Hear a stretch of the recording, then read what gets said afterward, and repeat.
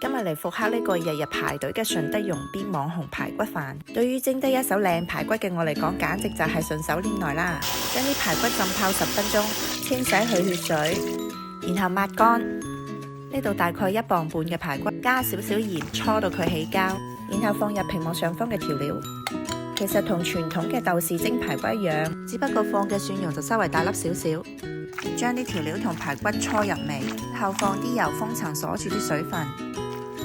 做呢道菜嘅精髓呢，就係乾蒸。家庭做法好簡單，就係用烤箱代替蒸，骨放上蒸碟，鋪一層錫紙，以烤箱400度烤10分鐘，之後攞走張錫紙，繼續烤8分鐘。咁樣烤出嚟嘅排骨好焦香啊！啲豆豉同埋蒜蓉喺排骨嘅油脂當中發出吱哩喳啦嘅聲音。最後撒啲靈魂薑絲同埋蔥花，可以嚟啲紅椒點綴下。